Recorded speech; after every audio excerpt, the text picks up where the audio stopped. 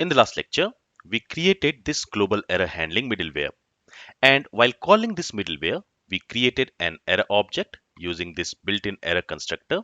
On that error object, we set some properties like status, status code, and also the error message. And then we are passing that error object to this global error handling middleware using this next method. But now, instead of doing it like that, let's go ahead and let's create a custom error class, which we will be instantiating before calling global error handling middleware. So inside this utils folder, let's go ahead and let's create a new JS file. I'm going to call it custom error.js. Inside this custom error.js file, we are going to create a class. For that, we can use this class keyword, and let's call this class maybe custom error. You can call this class anything, but I'm simply calling it custom error. And to make it an error class, what we need to do is we need to inherit the built-in error class of the JavaScript. For that, we can use this extends keyword here. And here we want to inherit from error class. So this error is same what we are using here. Okay, so now when we are creating a custom error class, we are making that class inherit from this built-in error class. Now inside this custom error class, the next thing which we are going to do is we are going to define a constructor.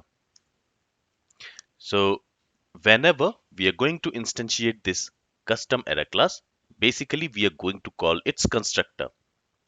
And to this constructor, we are going to specify two parameters, the error message, I will simply call it as message, and the status code.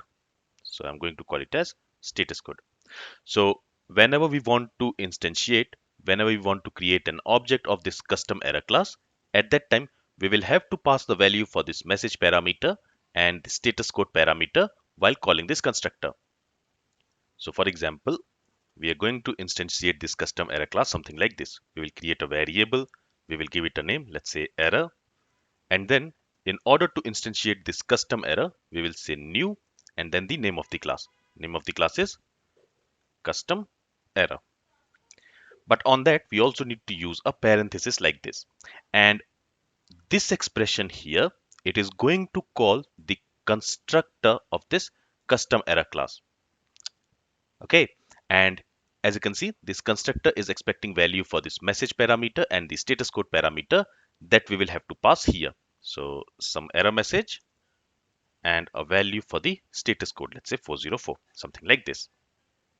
Okay, so this is how we can instantiate a class. Now, inside this constructor, the first thing which we are going to do is we are going to call the constructor of this error class, which is the base class for this custom error. Okay, so to call the constructor of the base class, we can use this super keyword. And if you remember in the last lecture, when we instantiated this error class, basically here also, we are calling the constructor of this error class. And to that constructor class, we can also pass some string value, which will be considered as the error message. Okay, so here also, we are calling the constructor of this error class, and there we are passing some error message. In the same way here also, using this super, we are calling the constructor of this error class, and there we can specify the error message. So for the error message, we are going to receive some error message value inside this message parameter. So let's pass that error message to this constructor. Now here what will happen is, when we are passing this message to the constructor of this error class, when we will instantiate this custom error class, there the message will be automatically set to this error message. And we will see that with an example. Then inside this custom error class, we want to have two properties. The first property is status code, and we want to set this property to the value which we have received for this status code parameter. And then we also want to have status property. So here I will say this dot status. Now here we want to set the status to fail if the status code starts with 400 to 499. But if the status code starts with 500 to 599, that means it is an error. So we have learned about the status codes earlier in this course, and there we learned that there can be client errors, and the client error starts with status code 400 to 499, and there can be server errors, and server errors starts from 500 to 599. So these are the two types of errors which can happen in our application. It can be some client error or some error from the server. So if it is a client error, that means the status should be fail. But if it is a server error, in that case, the status should be error. So how are we going to specify that status? Well, here what we are going to do is we are going to check this status code, and here we will check if the status code is greater than or equal to 400, and if the status code, if it is less than 500, that means if the status code is between 400 to 499, in that case the status should be fail, otherwise it should be error. Alright, now remember that all the errors which we are going to create using this custom error class, that will be operational errors. That means the errors which we can predict that might occur sometime in the future. For example, let's say the admin is trying to add a movie without providing the required fields. That will be an operational error, and we are going to create such errors using this custom error class. So what I also want to do here is I want to create a property. So on this class, I want to have another property, and I'm going to call it is operational, and I'm going to set it to true, because we are going to use this custom error class only to create operational errors.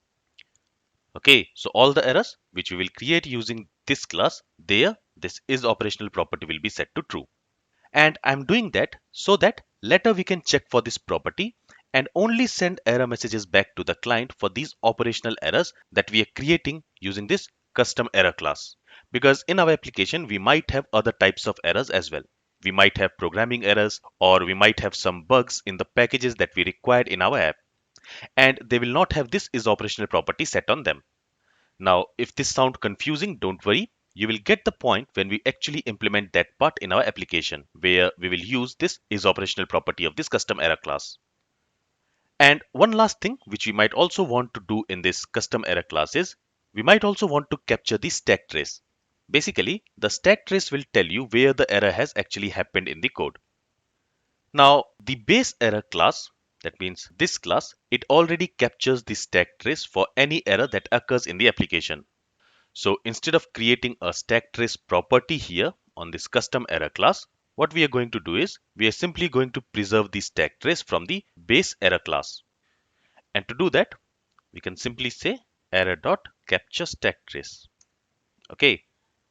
And here, first we need to pass the current object, and we will have that current object inside this keyword. And then we also need to pass this custom error class to this capture stack trace. And for that, we can simply say this dot constructor. Okay, so the implementation of this custom error class is complete.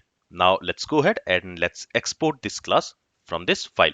So here we can say module.exports, and we want to export this custom error class. Now let's go to app.js, and let's go ahead and let's import this custom error class.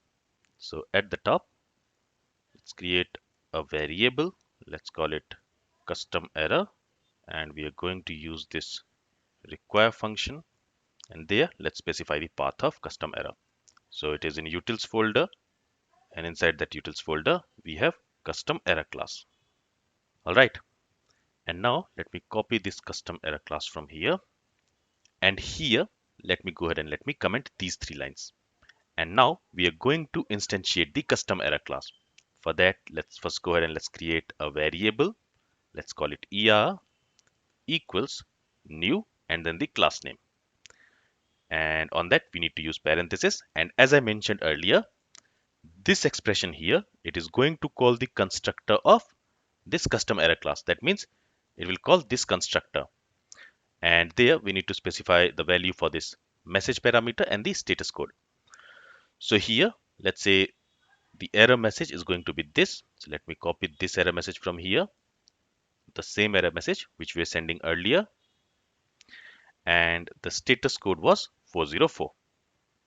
So like this, we are passing the value for error message and the status code, and that should be it. Let's go ahead and let's save the changes and let's test it out. Let's go to Postman, and from there let's again make a request to this URL. And if you see in this URL, the resource name is movies with 2s, but we don't have any resource with this name movies with 2s.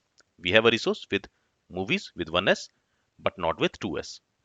So in this case, if I make a request here, you see we are still receiving the status as 404 and the message as can't find this URL on the server. So it is working as expected. The only difference here is that now we are creating the error object using our custom error class. Alright, now what I'm also going to do is I'm going to move this middleware function into a separate file. And that's because in the upcoming lectures, we are going to define few more functions for handling different types of errors. And we are going to keep all of these functions in the same file. Okay, so this middleware function, it is actually a handler function, right? And we have learned that in Express, we also call handlers as controllers. For example, here we have this movies controller file, and inside this movies controller, we have all the handler functions related to movies route. In the same way, inside this controller, I'm going to create a new file and I will call it error controller. And inside this error controller, I'm going to keep all the error related handlers. And one such handler is this global error handling middleware. So let me copy it from here. Let's go to this error controller.js and let's paste it there. And here I'm simply going to export this middleware function from this error controller file. So for that, let's say module.exports, and there we want to export this middleware function. Let's save the changes. And now we want to use this global error handling middleware function in our app.js. So from here, let me remove it. Let's go ahead and let's import that function here. So let's create a variable. Let's call it maybe global error handler. Okay, let's use the require function. And there let's specify the path of that file. So let's go to the current directory. From there we will go to controllers, and in there we have error controller. Now let's go ahead and let's use this global error handler. Let's scroll down, and here we want to use that global error handling middleware.